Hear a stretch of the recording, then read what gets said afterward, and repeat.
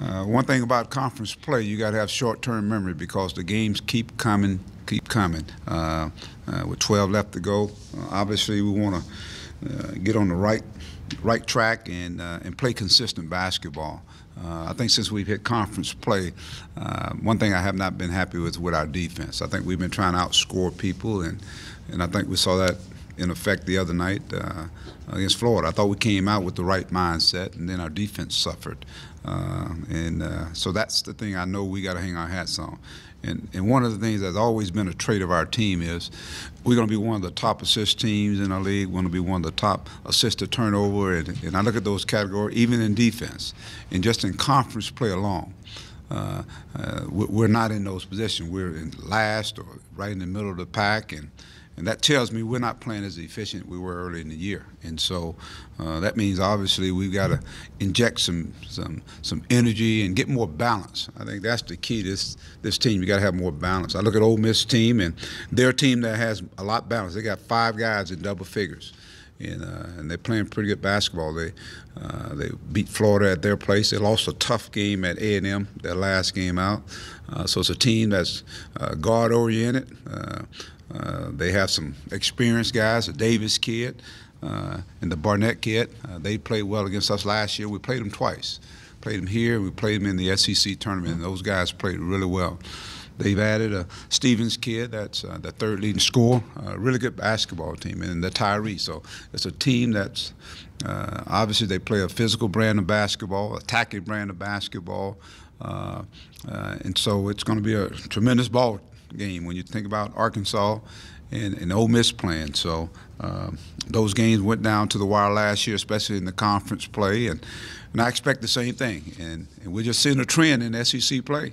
Every night you got to bring it, no matter where you play. Yeah, Mike, you got a health update on Anton Beer and Trey Thompson and their status for this game? Yeah, right now it's still questionable right now, and those guys didn't get a chance to play much in the Florida game, and yesterday they were getting treatment. So we'll see what takes place today, and it'll probably be, if anything, a game time decision. If they can't go, who picks up those minutes? Well, we got Gabe.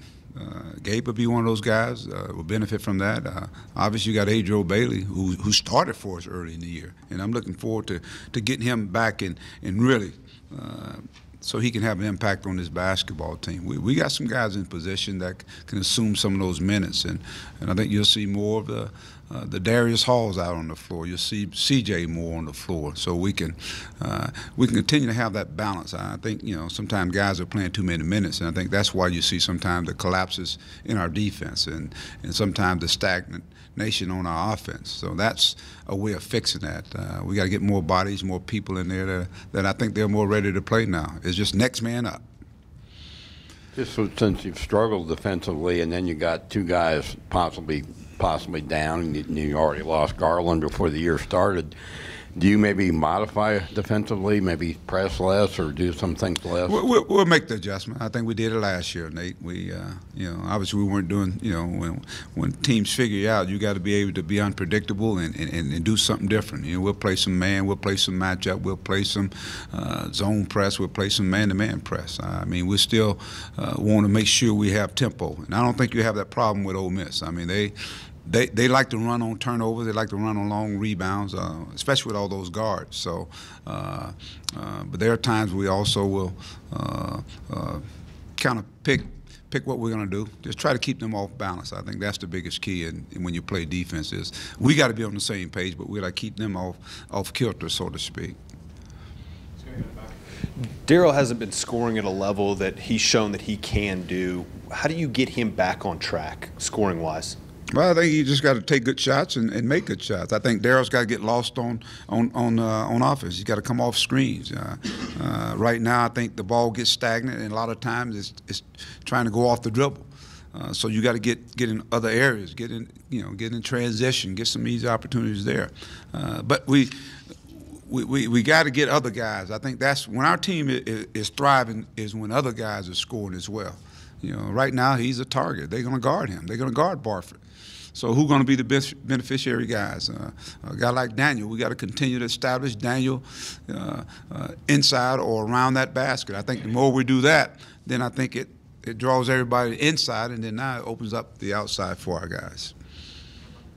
Yeah, Mike, Andy's obviously been around. I guess he's 12 seasons, Dean SEC coaches. What kind of job do you think he's done there? And he's also he's one of the few guys who's actually has a winning record here as a visiting coach in Walton Arena. He's a good coach. He's been around a while. I think he played the game. He understands it.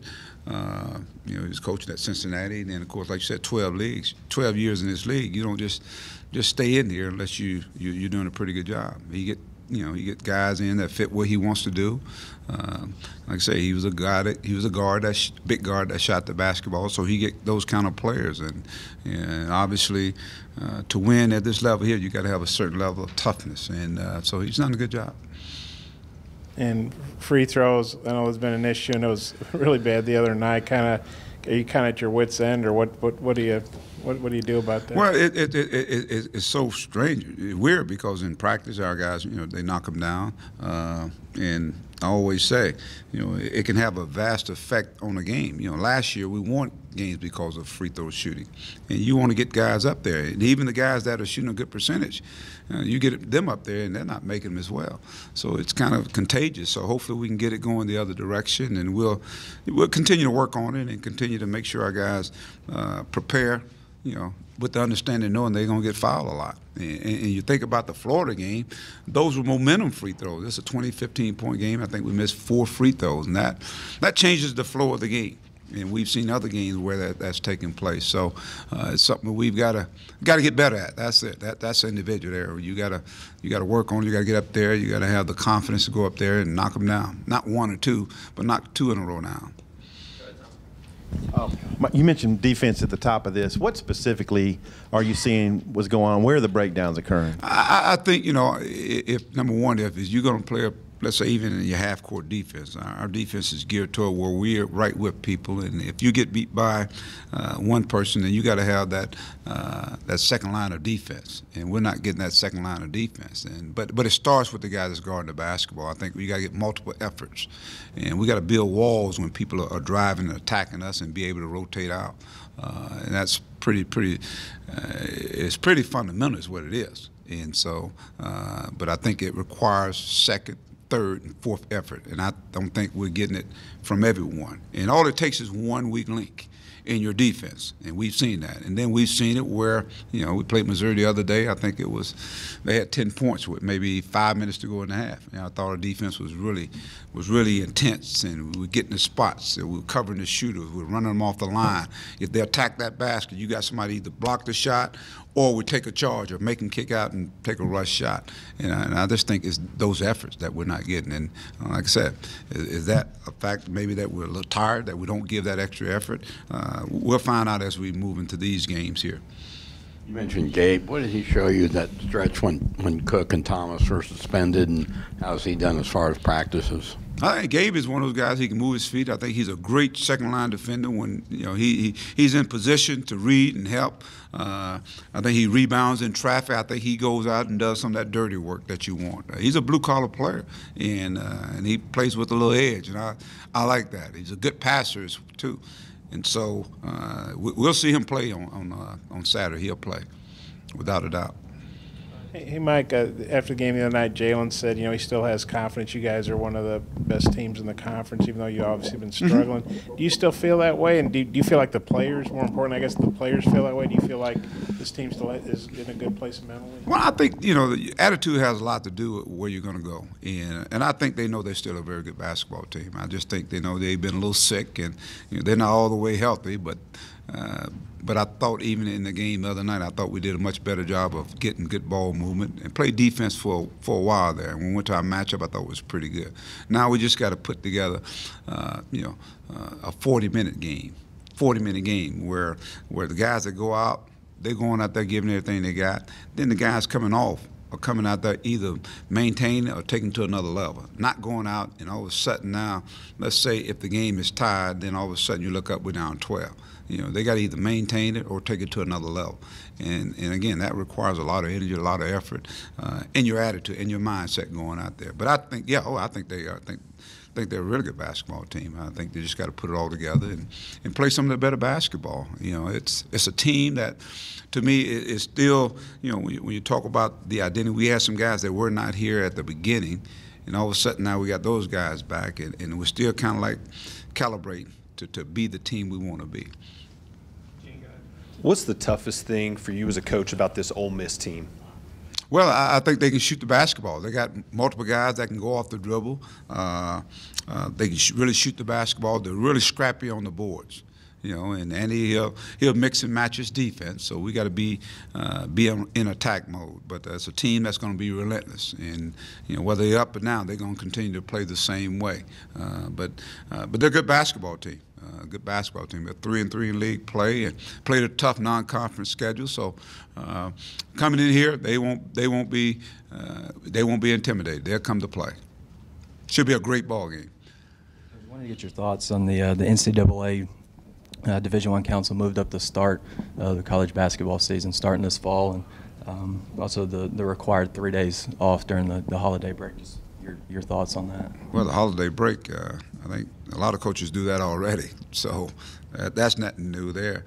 And I think the rationale behind the moving up the days, 3 days prior to, I think that gives you what, Tuesday to start. You can start that Tuesday. Is to avoid, I guess a lot of teams play on, you got football going on the weekends. Normally teams will play on Friday and going into Saturday, and that was good for us anyway. So it doesn't matter with us, but I'm sure for some schools it moves it up, give them that opportunity. So we start practice earlier now anyway. So I guess they said let's start the games early. So it's no big deal.